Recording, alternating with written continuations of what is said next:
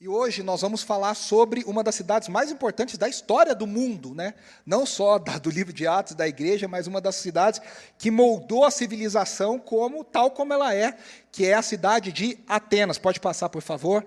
E hoje a mensagem, né, se chama Atenas, entre deuses conhecidos e desconhecidos. E o grande enfoque desse texto, que está lá em Atos capítulo 17, fala para a gente sobre como dialogar com uma sociedade secular, com uma sociedade. Aqui são duas coisas diferentes, né? Daqui a pouco eu explico. Atenas era uma sociedade pagã, extremamente idólatra, mas ela não era secular no sentido de não acreditar que Deus estava envolvido nas coisas, porque o secularismo basicamente é isso, é você separar Deus das coisas, é você dizer, Deus não está nessa área da minha vida, Deus não está interessado nessa situação. Isso é chamado de secularismo. Tem muito crente que é secularista, tem muito crente que vive de forma secular, né? Ele vem na igreja, ele louva o Senhor, ele levanta as mãos, ele entrega a oferta, ele abraça as pessoas, só que ele acha que a vida dele, de segunda a sábado, não interessa para Deus, que Deus não está preocupado, que Deus não quer se importar, que Deus tem outras coisas para fazer. A gente tem essas frases, né? Deus tem outras coisas para fazer. E aí ele vive a vida como ele acha que ele tem que viver. Isso é um secularismo. Isso é um secularismo. A gente vive numa sociedade hoje extremamente secularizada. Há muitos, e é interessante que há muitos e muitos anos, a academia, né, não a academia Smart Fit, né, a academia das universidades, se bem que a Smart Fit para mim não faria mal, mas isso é outra história, a academia das universidades, ela tem gritado desde os anos 60, 1960, ou seja, há quase 70 anos, 65 anos, que a religião morreu, que a religião não interessa mais. Na verdade, esse grito começou lá no Iluminismo, no final do século XIX, com a Revolução Francesa, os filósofos franceses, mas essa demorou para cair na sociedade, nas artes, no mundo, e o mundo ainda no início do século XX, de forma geral, era um mundo muito cristianizado, muito religioso ainda. A partir dos anos 1960, a geração jovem, a geração hippie, a geração rock and roll, a geração que gostava de Beatles e Rolling Stones, como diz a canção, essa geração falou, a gente não precisa de Deus. Deus é uma coisa antiga, é um conceito superado. Engraçado que essa própria geração, ela decretou a morte do Deus cristão, mas ela era uma geração extremamente espiritualizada. Eram pessoas que não queriam acreditar no Deus cristão da Bíblia, mas queriam acreditar numa força, numa energia. Deus está em tudo, todos somos deuses, Deus está em todas as coisas. A formiga é Deus, a árvore é Deus, eu sou um com todos e somos todos deuses. Mas havia em curso uma desconstrução do conceito monoteísta, judaico-cristão, de um Deus único, que no cristianismo ele é um só, mas ele é três pessoas, na Trindade, no judaísmo ele é um só Deus. Havia uma desconstrução dessa ideia, porque essa ideia passou a ser vista desde o Iluminismo, desde esses filósofos franceses, de que esse Deus era um Deus que causava opressão, que causava desigualdade, que causava guerras, e a gente não pode negar. Muitas vezes o conceito de Deus e o nome de Deus foi usado para criar guerras, para criar opressão, para criar desigualdade. Mas, ao mesmo tempo, essas pessoas e esses filósofos esquecem que muitas coisas na nossa sociedade existem por causa do cristianismo. Muitos direitos e muitas conquistas da sociedade pós-moderna são frutos da visão judaico-cristã de mundo. As universidades foram fundadas por cristãos, os hospitais, os primeiros hospitais foram fundados por cristãos. Os direitos humanos universais só pode ser possível porque há uma ideia universal de um Deus que diz o que é certo e o que é errado. Acima de tudo, se não há Deus, se Deus está em tudo, se Deus está em todos, a vida humana passa a valer muito pouco. A vida humana é igual à vida da formiga, a vida da formiga é igual à vida da borboleta, e a vida da borboleta é igual à árvore. O cristianismo sempre defendeu, e o judaísmo, né, a crença judaico-cristã, sempre defendeu o valor do ser humano, o valor do corpo, a dignidade da vida. Então, quando a gente fala de direitos humanos, é engraçado, né, porque nesse relativismo todo que tomou conta do século XX, do século XXI, de que não existe verdade absoluta, hoje se você disser que você acredita em alguma coisa, que você acredita que é geral, que é uma verdade universal, ou seja, que é uma verdade que se aplica a todo mundo, você vai ser taxado de radical, maluco, totalitarista. Porque o mundo foi cada vez empurrando a religião para um espectro particular. Você pode ter a religião que você quiser, desde que você viva sozinho com ela. Você não queira empurrar ela para outras pessoas. Você não queira empurrar ela goela abaixo de outras pessoas. Tudo bem, fazendo uns parênteses aqui, que tem gente que não sabe fazer evangelismo. A pessoa vai fazer evangelismo, chega a pessoa na rua e fala, você aceitou Jesus? Você conhece Jesus? Não. Sem Jesus você vai para o inferno, você vai queimar lá no inferno. Tem gente que acha que essa é uma estratégia boa de evangelismo. No século XXI, em São Paulo e nas grandes metrópoles, isso não faz o menor sentido. Você quer ofender as pessoas, você quer fechar o coração das pessoas, é evangelizar dessa forma. Tem várias outras estratégias, tem várias outras formas. O interessante é que há muito tempo a ciência, lá no começo do século XX, depois os movimentos libertários, a religião é desnecessária, o mundo vai se tornar menos religioso, o mundo vai se tornar menos religioso. Deus já dizia Nietzsche, né? Deus está morto. Tem gente que acha que Nietzsche estava decretando a morte de Deus. Nietzsche não estava decretando a morte de Deus. Nietzsche estava dizendo, eu não estou defendendo Nietzsche, que ele não tem muita defesa, mas ele estava dizendo que ia chegar um ponto da sociedade, que a sociedade ia dizer, nós não precisamos mais do conceito de Deus, porque nós nos desenvolvemos a tal ponto que nós somos totalmente autônomos, nós somos totalmente autossuficientes para vivermos sem Deus. Então, todo mundo achava que a sociedade caminhava para esse mundo sem Deus. O John Lennon, né, na sua famosíssima canção Imagine, ele diz, imagine, né, um mundo onde não há céu e não há terra. Ele está querendo dizer, não há condenação, não há Jesus e não há diabo. Tem uma frase de John Lennon, não sei citá-la exatamente, mas ele fala isso, né, que o mundo melhoraria quando ficasse livre dessa ideia de religião, quando se libertasse dessa ideia de religião. John Lennon e Paul McCartney, todos os Beatles, foram amplamente influenciados em 1967, na sua turnê nos Estados Unidos, por um guru indiano que andava com eles e que ajudou a implementar nos Estados Unidos um movimento conhecido como New Age, ou Nova Era, que é essa visão de que Deus está em tudo, é uma energia, o importante é você fazer o bem, o importante é você ter uma energia que abraça o mundo e abraça as pessoas, e somos todos um só, na natureza, né? É o ciclo sem fim, diria o Rei Leão, que nos guiará, né? É uma coisa que não termina, somos todos um, estamos todos conectados. Eu amo o Rei Leão, mas quem lembra do discurso do Mufasa para o Simba, nessa hora da música, ele fala, né, que toda a natureza, ele fala, nós somos os leões, mas nós precisamos da formiga, nós precisamos de todos os animais, porque estamos todos conectados nesse grande ciclo da vida, que é o ciclo sem fim. Que é essa ideia panteísta de que Deus está em tudo, Deus está em todos. E a nossa sociedade, a cada vez mais, colocou a religião como algo particular, privado, para a sua vida privada. Mas na esfera pública, a religião é mal vista. Você não pode defender valores, você não pode defender a sua fé na esfera pública. De novo, eu sou extremamente contra a mistura da religião com o Estado. Nós somos batistas, os batistas... Uma das grandes marcas da Igreja Batista é defender a separação total da Igreja com o Estado. O Estado é laico e deve permanecer laico e deve ser laico, ou seja, na sociedade todos devem ter os mesmos direitos, todos devem ter as mesmas chances, as mesmas responsabilidades, a mesma forma de viver, que não tem a ver necessariamente com a religião, como força política.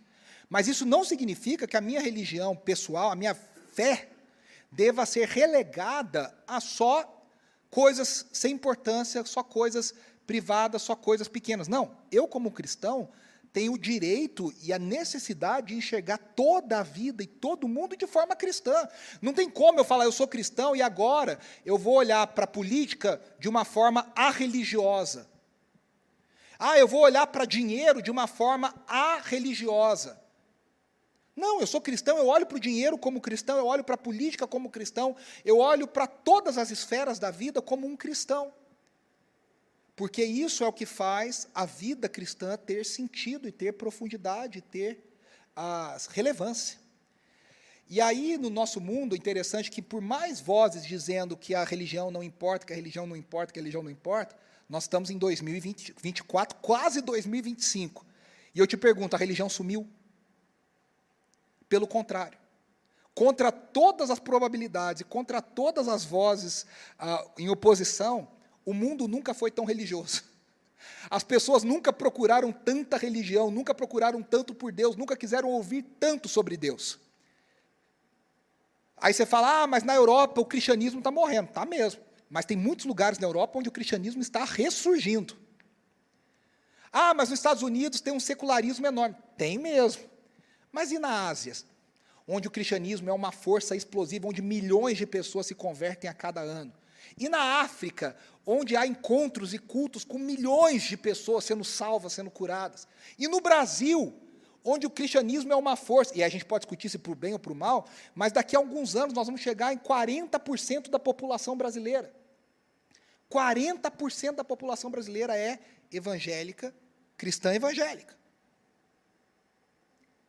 Fora isso, fora a religião cristã evangélica, outras religiões têm muita força, têm crescido muito, ou seja, a tecnologia cresceu como nunca, nós nos desenvolvemos como nunca, e mesmo assim, o ser humano continua tendo um anseio pela transcendência.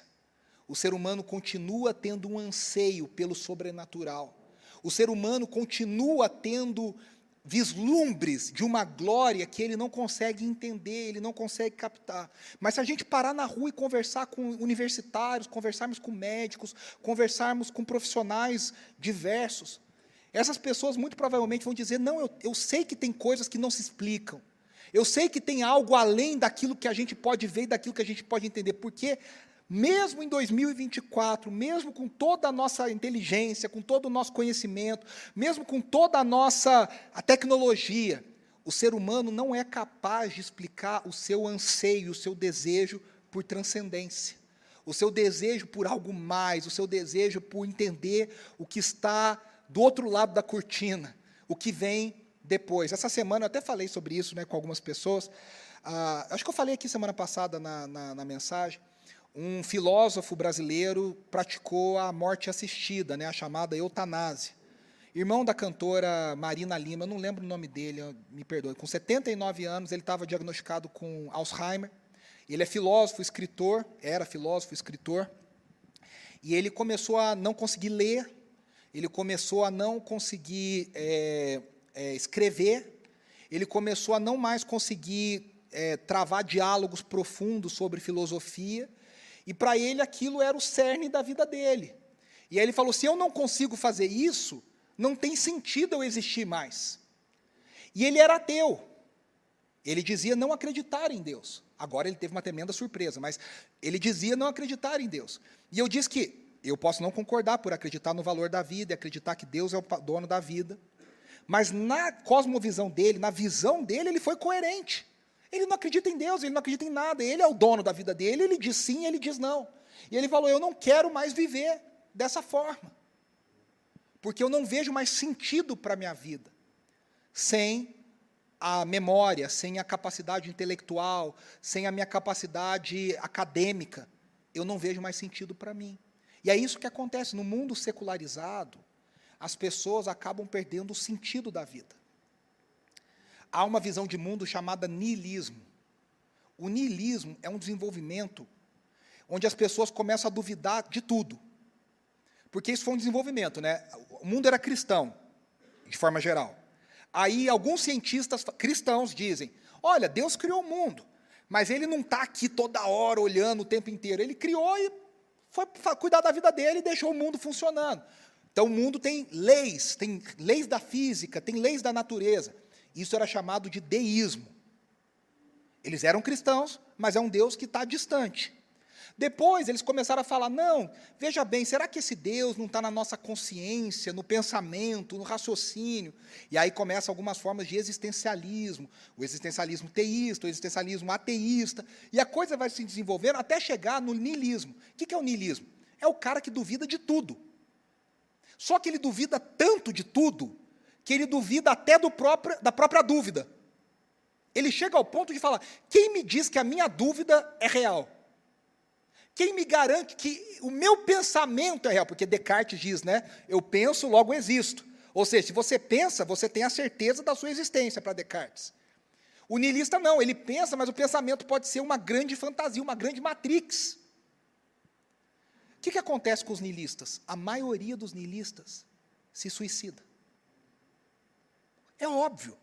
O cara começa a duvidar, para ele nada é real, a vida não tem sentido, a vida não tem nenhum tipo de explicação. E aí eles se matam, coerentemente com as suas crenças, porque nada faz sentido, nada tem razão. Nesse sentido, a nossa sociedade é muito secularizada. Deus, a religião, a vida com Deus, ela está cada vez sendo empurrada para uma esfera particular. Atenas, lá no século I, já era a cidade gloriosa, já era o grande centro filosófico do mundo. Os grandes pensadores já tinham passado por ali. Platão, Sócrates, né, Aristóteles, os grandes, que até hoje moldam o nosso mundo, até hoje são estudados nas escolas, até hoje caem nos vestibulares. Esses homens que moldaram uma civilização. Atenas era o centro do saber, Atenas era a cidade dos intelectuais, Atenas era onde os grandes debates do mundo ocorriam. E ali, mesmo no Império Romano, Atenas conquistou um status de uma cidade livre.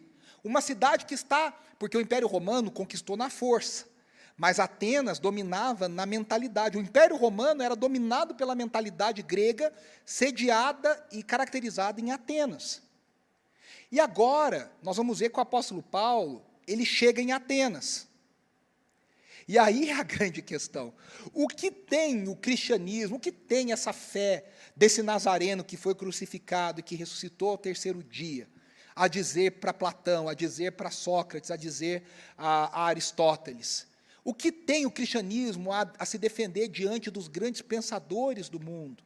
O que tem a fé cristã a dizer, a ser relevante diante dos grandes acadêmicos desse mundo? Muitas vezes, a gente não sabe dialogar. Muitas vezes, a gente não sabe defender a nossa fé. Pedro diz que a gente deveria saber defender a nossa fé quando fôssemos perguntados. E tem crente, tem cristão, que ele evita ao máximo o debate, porque ele não sabe defender a fé cristã. Porque a fé dele não tem nenhum tipo de racionalidade, a fé dele é puramente experiencial, é puramente platônica, com o perdão do trocadilho, ela é puramente etérea. Aí, quando a pessoa fala, tá bom, mas me explica, como é que você entende isso, isso, isso? Você não tem, porque para você a fé cristã é um arrepio, é uma força, é uma energia, não tem um argumento, não tem uma conversa. E a fé cristã, ela pode ser defendida também com argumentos, também, claro, ela não se resume à filosofia, ela não se resume à lógica, mas ela também tem lógica, ela também tem argumento filosófico, ela também pode ser defendida. Desde o início da igreja, existem pessoas exclusivamente dedicadas a defender a fé cristã na esfera pública, são chamados apologetas. Os apologetas praticam apologética. O que é apologética? É a defesa da fé. Até hoje, o Mateus gosta de um monte aí, eu esqueço o nome deles. Tem um famosão, aquele Beno, como é que é o nome dele? O Shapiro, o nome dele? Não, como é que é o nome do cara? Ben Shapiro, né? Oi? Ele é judeu, mas ele defende a fé judaico, que acaba sendo judaico-cristã, diante dos grandes pensadores. E ele, até hoje, o cara tem um canal no YouTube aí que tem milhões de acessos. O que ele faz? Ele vai e ele coloca, ele começa a colocar as pessoas contra a parede, provando para as pessoas que o que elas acreditam é incoerente, que a fé cristã, a fé judaico, né, cristã, é a única fé que tem coerência, a única fé que responde todas as coisas. Mas na história da igreja nós tivemos grandes apologetas, desde o século I, desde o século II, que defenderam a fé cristã. E Paulo agora vai ser um desses apologetas, que vai defender a fé cristã diante de Atenas e diante dos grandes pensadores. Então vamos ler o texto de Atos, capítulo 17, que tem muita coisa legal para a gente ver. Atos 17 são 19 versículos, a gente vai ler, que diz assim, versículo 15. Os homens que foram com Paulo levaram até Atenas, partindo depois com instruções para que Silas e Timóteo se juntassem a ele tão logo fosse possível. Olha o 16. Enquanto esperava por eles em Atenas, Paulo ficou profundamente indignado, ao ver que a cidade estava cheia de ídolos. Primeira coisa, Paulo está sozinho. Paulo está esperando Silas e está esperando Timóteo. Na última mensagem nossa, semana passada, Paulo estava com Barnabé. Aí você pergunta, por que Paulo não está mais com Barnabé? Porque eles brigaram por causa de João Marcos. João Marcos era um menino, assistente de Paulo e de Barnabé, e ele cometeu um erro. E Paulo fala, eu quero mandar esse menino embora. E Barnabé fala, não, nós vamos investir nesse cara. Eu vou ficar com esse cara. Aí Paulo fala, então vai você com ele, e eu vou com Silas e com Timóteo. E aí Paulo monta uma outra equipe, e Barnabé continua uma outra equipe com João Marcos, que depois escreveria o evangelho, que a gente chama de evangelho de Marcos. E aí Paulo, sozinho em Atenas, o que a gente faria? Gente, Atenas já era uma baita cidade naquela época.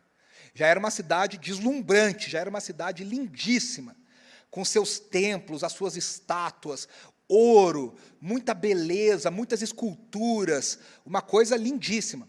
Dizem alguns relatos da época que Atenas tinha mais deuses do que cidadãos. Tem até uma história engraçada, assim, uma anedota, como a gente diz, de um cara que falou que estava procurando, cansado em Atenas, e alguém perguntou para ele, por que você está tão cansado? Ele falou, estou o dia inteiro procurando pessoas e só encontro deuses. Né, para dizer quantos deuses tinha em Atenas. Era uma cidade extremamente religiosa. Nessa questão, Atenas era o oposto do nosso mundo de hoje. Só que a gente vai perceber que não era tão oposto assim, porque o mundo nosso, que é tão secularizado, que acha que é tão evoluído, que não precisa de Deus, na verdade é um mundo extremamente idólatra, tal qual Atenas era no século I.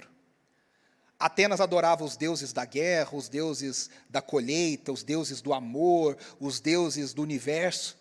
A gente adora deuses do poder, deuses do dinheiro, deuses do prazer, deuses menos personificados e deuses tão poderosos quanto. Tem até uma série de um cara muito inteligente da nossa época, chamado Neil Gaiman, se chama Deuses Americanos. Alguém já viu essa série aqui? É uma série, alguém já leu o livro Deuses Americanos? O que é a proposta do Neil Gaiman? Ele propõe que os deuses pós-modernos, os deuses do trabalho, do dinheiro, do poder, vão guerrear com os deuses da antiguidade, com Júpiter, com Afrodite, com os deuses da antiguidade. E aí ele vai ver quem são os deuses mais poderosos, são os deuses da antiguidade ou os deuses modernos. É uma série bem violenta, tá? Já vou avisando, tem muita violência. Então, não recomendado para menores de 18 anos, porque ela é bem violenta. Mas a premissa dele é muito interessante, para vermos o mundo hoje como ele é, um mundo extremamente idólatra, um mundo extremamente religioso, embora as pessoas neguem essa religiosidade. E aí, Paulo está lá em Atenas, e o que a gente faria? Bom, estou esperando Silas e Timóteo, eu tenho que esperar eles aqui para começar a minha missão, vou passear. Eu tenho certeza que a maioria de nós faria isso. Talvez eu fizesse isso. Vou tirar um dia para fazer turismo. Vou ver os pontos turísticos, vou nas vendinhas comprar imã de geladeira. Eu não sei qual que era o souvenir da época de Paulo, né? Se não tinha geladeira, não tinha imã de geladeira, mas eu não sei o que ele comprava naquela época. Vou comprar uma plaquinha para minha prisão, lá para minha cela, vou fazer alguma coisa lá, vou passear. Paulo não passeia.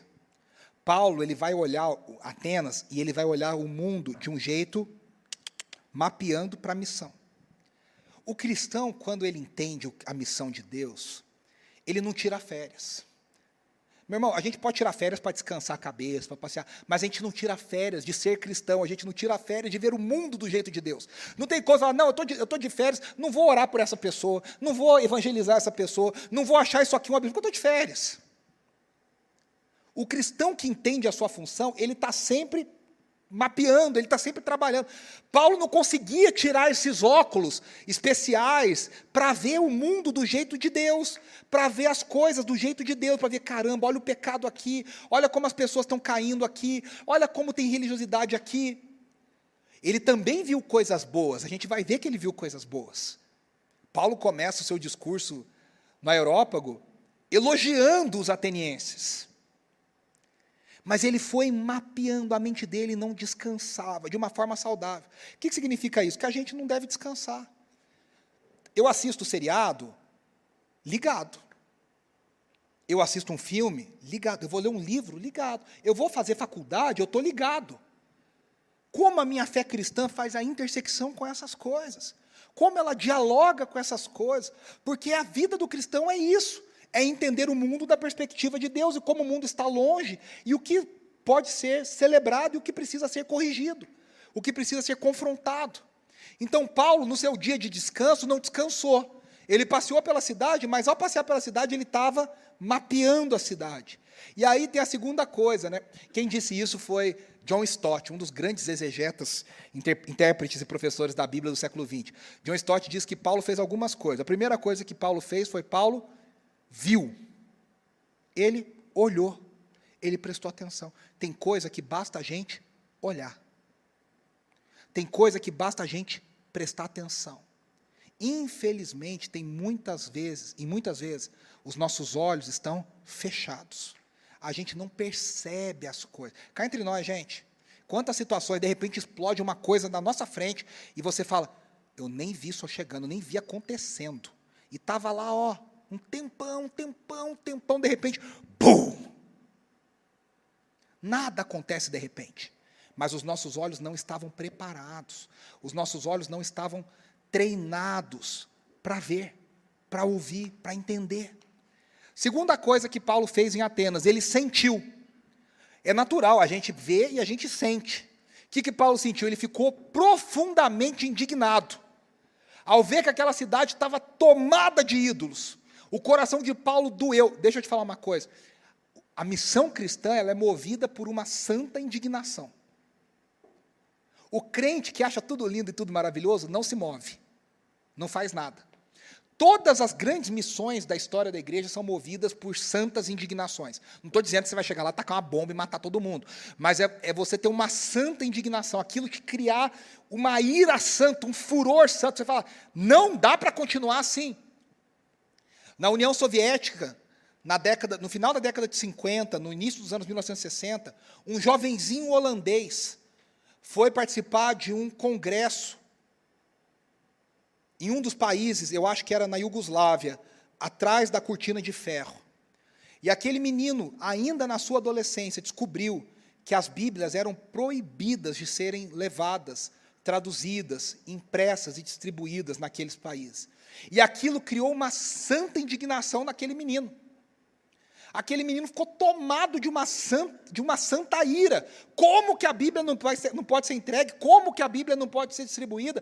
Como que as pessoas não podem ter acesso à palavra de Deus? E aquela santa ira, aquela santa indignação fez aquele jovem se movimentar e fazer algo para que as Bíblias pudessem chegar aos irmãos que estavam atrás da cortina de ferro. Esse menino se tornou um dos maiores missionários do século XX, faleceu há pouquíssimo tempo atrás, e o nome dele fictício era Irmão André, o fundador da Portas Abertas, a missão que trabalha há 60 anos na preparação e na capacitação e na ajuda à igreja perseguida em todo o mundo. A ira santa de um menino de 16, 17 anos mudou a vida de milhões e milhões e milhões de crentes perseguidos nos países onde o evangelho ainda é proibido. Paulo viu, mas não basta ver. Eu sempre falo, né, que Romanos 12, na versão atualizada, ele pode dar essa ideia para a gente. Né? Paulo diz assim, não vos conformeis com este século, na versão atualizada. E tem gente que acha que tem que ficar lá sentado falando, eu não me conformo. Ai, que tristeza. Nossa, eu não me conformo. Meu irmão, o crente não se conforma, ele precisa agir, ele precisa fazer algo. Se o seu coração está indignado com algo, ele é sinal de que Deus quer comunicar algo a você, que você tem que fazer algo. Alguns missionários dizem que não existe chamado missionário. Tem muitos missionários que dizem, não existe tal coisa como um chamado missionário. Existe uma ordem de Jesus, vão por todo mundo e pregam o evangelho. E aí, um dos maiores missionários do século XX, perguntaram para ele, quando você sentiu o seu chamado missionário? Ele falou, nunca. Eu simplesmente li na Bíblia, vão por todo mundo e pregam o evangelho, e eu obedeci. A gente fica esperando o chamado para vir na frente, abraçar a bandeira, né, e ficar, Senhor, me leva às nações. Não precisa disso. A gente tem que sentir a indignação da idolatria, do mundo que está longe de Deus. A gente olha para o mundo e fala, caramba, o mundo não era para ser assim. As coisas não eram para ser assim. Tão longe do plano original de Deus. Vamos continuar, né? No 17, Paulo diz, Lucas diz, por isso discutia na sinagoga, Paulo, né, discutia na sinagoga com judeus e com gregos tementes a Deus. Ele ia sempre para as sinagogas. Paulo sempre ia para as sinagogas. Agora olha só, também na praça principal, todos os dias com aqueles que por ali se encontravam. Ele ia lá porque a praça era o lugar que tinha os debates públicos. Ele queria discutir com os filósofos, com as pessoas inteligentes de Atenas. E aí ele fala assim, alguns filósofos epicureus e estoicos começaram a discutir com eles. Alguns perguntavam, o que está tentando dizer esse tagarela? Outros diziam, parece que ele está anunciando deuses estrangeiros. Aqui é muito interessante.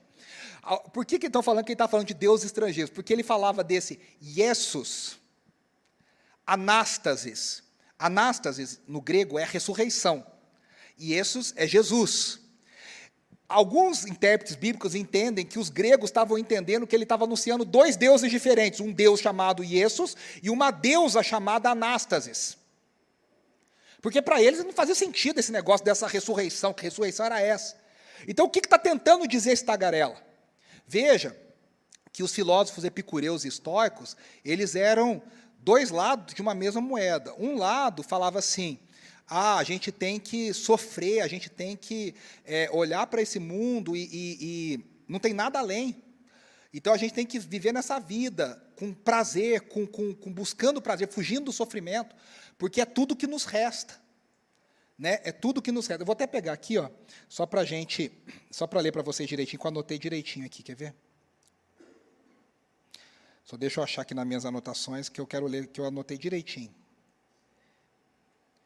Ó, essa corrente filosófica chamada epicurismo foi fundada por um filósofo chamado Epicuro, e ela diz exatamente isso que eu falei, que a felicidade é alcançada através do prazer moderado, da ausência de dor e da perturbação mental. Então, alguns princípios, né? A busca por prazeres simples e naturais, como a amizade e a autossuficiência. Evitar prazeres excessivos que podem levar ao sofrimento. Valorizar o conhecimento, viver com simplicidade. E desencorajar a participação na política. Esse é o epicurismo. O estoicismo, né, que são os filósofos estoicos, já estou abrindo aqui. Eles acreditam que a alma deveria ser cultivada. Por fim, para os estoicos, a virtude representava o único bem do homem, o mais importante. Então, enquanto os estoicos olhavam para a alma, para a vida além, os epicureus olhavam para a vida agora, para o prazer agora, não há nada além.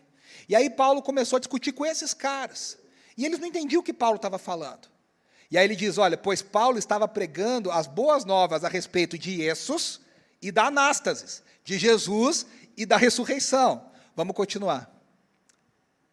Continua para mim, por favor, Mateus. Gu, passa o slide para mim, por favor. Então o levaram a uma reunião do Areópago, onde lhe perguntaram, podemos saber que novo ensino é esse que você está anunciando? Veja, o Areópago era um lugar onde havia juízos, onde havia julgamentos. Era um lugar onde haviam pessoas estabelecidas, importantes, versadas na filosofia, que julgavam questões da vida comum e pública de Atenas. E aí, Paulo vai causando tanto tumulto na praça, que eles decidem levar Paulo para o Areópago para discutir. E agora, o que a gente vai fazer diante desse ensino desse cara? E aí ele fala, podemos saber que novo ensino é esse que você está ensinando, anunciando? Você está nos apresentando algumas ideias estranhas e queremos saber o que elas significam. Todos os atenienses estrangeiros que ali viviam não cuidavam de outra coisa senão falar ou ouvir as últimas novidades. Paulo criou um rebuliço na cidade. No jornal de Atenas só dava do louco judeu que estava lá pregando outros deuses que eles não conheciam. Que história é essa? O que esse cara está falando? O que ele está ensinando? Virou o burburinho da cidade.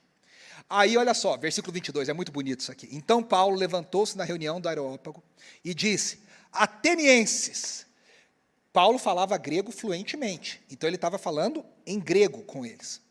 Vejo que em todos os aspectos vocês são muito religiosos.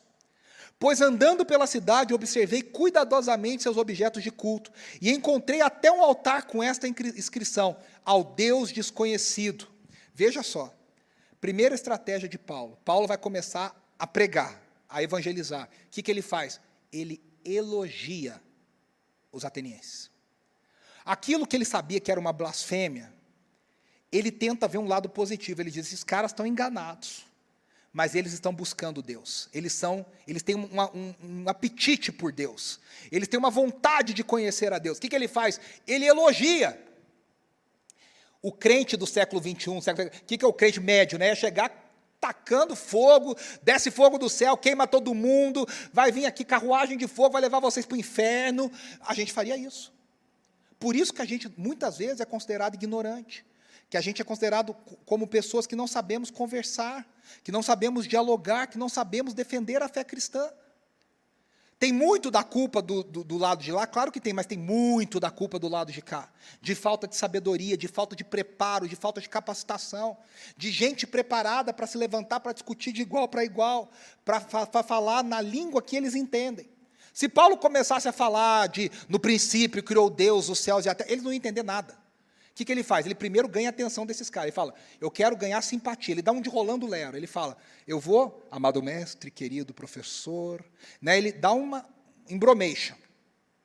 Ele elogia os caras. Aí ele fala: veja, ora, final do versículo 23, o que vocês adoram, apesar de não conhecerem, eu lhes anuncio. Aí agora aqui ele já ganhou a curiosidade desses caras. Ele está dizendo o seguinte: eu andei pela cidade, eu vi estátuas, estátuas, estátuas, ídolos, ídolos, ídolos. E vocês são tão preocupados de ter esquecido algum Deus, que vocês fizeram uma estátua ao Deus desconhecido, para não ter risco de esquecer de ninguém. Por quê, meus irmãos? Porque na religião grega, na mitologia grega, se os deuses não eram servidos, eles vinham com furor, destruíam a cidade. Lembra da Malévola que foi esquecida, e aí ela começa a ficar com raiva e destrói a Bela Adormecida, a Princesa Aurora? É basicamente a mesma premissa. Você não foi convidado para a festa, não colocaram comida para você, não te chamaram para o banquete, o Deus vai lá e plaf, destrói todo mundo. Então eles tinham que lembrar de todo mundo, e dar comida para todo mundo, e servir todo mundo, e ficar lá agradando os deuses. E caso a gente tenha esquecido alguém, eu vou fazer uma estátua, e serve para todo mundo, olha, ao Deus desconhecido. Quem ficou de fora está representado nessa estátua. Só que aí Paulo fala uma coisa interessantíssima. Ele fala: vocês não conhecem, mas eu conheço. Aí ele ganha a atenção de todo mundo. O pessoal fala: opa, o que ele sabe que nós não sabemos? Olha a audácia de Paulo. Primeiro, meus irmãos, olha a inteligência, a sabedoria de Paulo. Ele olhou para uma coisa que era idolatria, contra a palavra do Senhor, pecado, e ele faz um link com isso. Ele fala: eu vou pregar o evangelho a partir disso aqui. Ele não começa a pregar os evangelhos, que nem existiu nessa época, ele não começa a pregar o Antigo Testamento, ele não começa a pregar os profetas. Ele começa fazendo um link com o que eles entendiam, que com eles acreditavam. Ele foi na linguagem desses caras, na visão desses caras, e começou a falar a partir da visão deles. Isso é sabedoria, isso é ousadia, isso é discernimento de Deus. Vamos continuar, pode passar, por favor. E aí ele diz assim: o Deus que fez o mundo e tudo o que nele há é o Senhor do céu e da terra. E aí ele retoma a mesma pregação de Estevão, que ele matou, que ele estava lá quando foi morto. E não habita em santuários feitos por mãos humanas. Aqui já ficou uma crítica. Vocês têm templos maravilhosos, gigantescos, lindo. Mas o Deus que eu acredito, o Deus que eu sirvo, que é o Deus desconhecido de vocês, ele não habita em templos feitos por mãos de homens. Ele não é servido por mãos de homens, como se necessitasse de algo, porque ele mesmo dá a todos a vida, o fôlego e as demais coisas. Aqui Paulo, ele aponta uma incoerência. Ele diz: vocês não falam que Zeus é tão poderoso, que está no Olimpo com os outros deuses? Se ele é tão poderoso assim, por que vocês precisam dar comida para ele? Por que vocês precisam dar água para ele? Por que vocês precisam ficar servindo e fazendo os agrados dele? Se ele é tão poderoso, por que vocês precisam ficar de babá dos deuses? O que Paulo está falando é basicamente isso, com educação, mas ele está apontando isso. E aí ele está dizendo: o Deus desconhecido que eu conheço, que vocês chamam de desconhecido, ele não precisa ser servido. Porque Ele mesmo dá a vida a todos, Ele coloca o fôlego em todo mundo, e Ele faz todas as coisas existirem. Aí, olha que coisa linda, de um só, fez Ele todos os povos, para que povoassem toda a terra, tendo determinado os tempos anteriormente estabelecidos, e os lugares exatos em que deveriam habitar.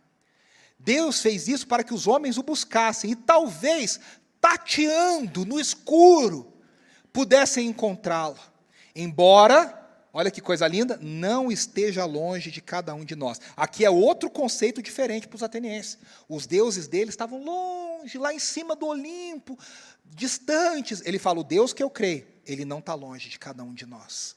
Embora ele seja maior que os deuses de vocês, embora ele não precise ser servido por mãos humanas, ele está perto de cada um de nós. Aí ele diz assim, olha o versículo 28, pois nele vivemos, nos movemos e existimos. Como disseram alguns dos poetas de vocês, também somos descendência dele. Aí você fala, agora ele vai citar Isaías, ele vai falar de Jeremias. Não, ele cita poetas gregos, o que significa que ele conhecia a literatura, ele conhecia a filosofia, ele conhecia as discussões, e ele pega o que um desses poetas disse e menciona, né? Volta para mim, por favor. Ele diz, nele vivemos, nos movemos e existimos. Ele diz, esse poeta não sabe, mas ele está de acordo com a revelação bíblica. Ele está de acordo com a revelação do Deus de Israel. Tem muita gente que cita esse versículo e fala como se fosse assim, né? Pedro que escreveu, João. Não, foi um poeta grego que nem conhecia o Deus de Israel. Mas ele afirmou com verdade, nele nós vivemos, nele nos movemos e nele existimos. Pode passar. E ele ainda cita mais, ele diz, assim visto que somos descendência de Deus, não devemos pensar que a divindade é semelhante a uma escultura de ouro, prata ou pedra, feita pela arte e imaginação do homem. No passado, Deus não levou em conta essa ignorância, mas agora ordena que todos, em todo lugar, se arrependam. Aqui tem aquela ideia, o evangelho não é mais só para judeus, a salvação não é só para judeus, agora a ordem é que até os confins da terra, já aconteceu lá em Antioquia, já aconteceu em Samaria, agora já aconteceu em Éfeso, agora vai acontecer aqui em Atenas. Todos devem se arrepender e todos devem ser salvos. Aí ele diz, pois estabeleceu um dia em que há de julgar o mundo com justiça por meio do homem que designou, e deu provas disso a todos, ressuscitando dentre os mortos. Ele não falou o nome de Jesus aqui ainda, hein? Quando ouviram sobre a ressurreição dos mortos, alguns deles zombaram, e outros disseram, a esse respeito nós ouviremos outra vez. Com isso, Paulo retirou-se do meio deles. Alguns homens juntaram-se a eles e creram, entre eles estava Dionísio, membro do Areópago, e também uma mulher chamada Dâmaris, e outros com eles. Veja só, meus irmãos, para a gente caminhar para o final. Paulo aplicou uma estratégia que ela é absurdamente necessária para os nossos dias. Se a gente quer ter relevância no mundo atual, se a gente quer ter diálogo com as pessoas, se a gente não quer ficar falando só, queima ele, Jeová, né, e acha que isso é uma coisa legal e que acha que isso é importante, a gente quer dialogar, a gente quer ser respeitado ou buscar as pessoas também no mundo filosófico, no mundo acadêmico, a gente precisa estar preparado. Existia um homem no século XX chamado Francis Schaeffer. Schaeffer era um americano que foi morar na Suíça. E ele fundou um ministério chamado L'Abri, que era, em francês, o abrigo. O que Francis Schaeffer fazia? Ele recebia pequenos grupos na casa dele, lá na Suíça, para dialogar com eles sobre a cultura pop e a filosofia. E Schaeffer criou uma estratégia de evangelismo. Ele ia fazendo perguntas para as pessoas. Só que as perguntas dele, ele fala, empurre as pessoas gentilmente para o abismo. Então ele ia perguntando, encurralando as pessoas. Só que ele sabia as perguntas que ele tinha que fazer. E ele era tão inteligente que os jovens ficavam loucos para ir lá conversar com ele. O que esse cara tem? Ah, eu vou derrubar esse cara, eu vou ganhar dele, eu vou vencer ele. E aí eles iam lá, na Suíça, para perguntar coisas para ele. E ele ia perguntando, e ele ia encurralando gentilmente as pessoas num abismo. E aí ele dizia o seguinte, nesse abismo, a pessoa ela só consegue sair dando um salto no escuro, que ele chamava um salto de fé, que ele diz, é a incoerência de todos os argumentos. Todos os argumentos filosóficos que não sejam o evangelho têm inconsistências e incoerências. que Schaeffer fazia? Ele empurrava as pessoas para que elas mesmas percebessem que elas estavam sendo incoerentes. E aí, o que ele fazia? Ele saía e deixava a pessoa com a crise dela. A pessoa ficava, caramba, e agora? O que eu acreditava não faz sentido, não tem razão. E aí ele apresentava Jesus Cristo como a solução e a resolução para todos aqueles problemas. Agora eu te pergunto, fazer isso que Schaeffer faz é fácil? Você tem que ser muito preparado. Você tem que ser muito capacitado. Você tem que ter um chamado, claro. Mas, ao mesmo tempo, é a capacitação do Espírito, a preparo do Espírito, a sabedoria de Deus, para a gente testemunhar esse mundo idólatra que nos cerca, que acha que é secularizado. Testemunhar as verdades do Evangelho de Deus e aquilo que Deus está fazendo e quer fazer através de nós e da sua igreja. E aí, uma última coisa. Paulo sabia que algumas pessoas iam ouvir e achá-lo louco. A gente não prega para que todos se convertam. A gente prega sabendo que Deus, no meio de alguns, de muitos, vai chamar alguns. E aí Paulo falou, vocês querem me ouvir mais? Então a gente vai conversar. E a partir dali, Paulo estabelece relacionamento com alguns. E começa a pregar. O Dionísio era batizado em nome de um Deus, né? O Deus Dionísio. E ele começa a pregar, monta um pequeno grupo, e ali se estabelece uma igreja cristã em Atenas. A gente não prega para salvar o mundo inteiro, a gente não testemunha para salvar o mundo inteiro, a gente prega para aqueles ouvidos que estão prontos, e aquelas mentes que estão prontas, e o coração que está pronto para ouvir a mensagem do Senhor. E aí a gente fisga as pessoas. Tem muita gente que vai ouvir o nosso testemunho e vai falar, vocês são malucos, vocês são loucos, e está tudo bem, Deus vai tratar com esses. Não é problema nosso. O nosso problema é estar preparado para apontar os deuses desconhecidos que estão na nossa cultura. Se a gente tiver olhos para ver, se a gente tiver ouvidos para ouvir, tiver mente para entender, meus irmãos. Em São Paulo, no século 21, 2024, está cheio de deuses desconhecidos plantados por aí. Cheio de ganchos que eu e você podemos pegar e utilizar para pregar o Evangelho, para mostrar o Evangelho para as pessoas que convivem conosco, no nosso trabalho, na nossa família, nas universidades. O que a gente precisa é de uma igreja preparada, de uma igreja capacitada, de uma igreja ousada, no poder do Espírito. A gente estuda, a gente se capacita, tem muito material legal, tem muito curso legal, tem muito vídeo interessante de apologética. O Tim Keller tem um livro maravilhoso chamado Deus na Era Secular. É um livrão assim que ele fala sobre como... O Francis Schaeffer tem uma trilogia, o Deus que se revela, o Deus que intervém. Eu esqueci o nome do terceiro. Mas essa trilogia do Francis Schaeffer são livros maravilhosos. Uma discípula do Francis Schaeffer, que ela foi criada na igreja e estava caminhando para o ateísmo. Ela foi ouvir Schaeffer deixou ela louca, e ela se converte totalmente. Ela se chama Nancy Pierce. E ela tem livros maravilhosos, Verdade Absoluta. Ela tem um outro chamado Love Thy Body, que ela fala sobre a sexualidade, agora foi traduzido para o Brasil. São livros que nos ensinam a dialogar, tudo isso é importante. Mas, acima de tudo, nós precisamos da sabedoria do Espírito de Deus e a ousadia. Aquela certeza de que Jesus disse, quando vocês forem perguntados, Ele vos fará lembrar, Ele vos dará o que falar, Ele vai lembrar o que vocês devem testemunhar.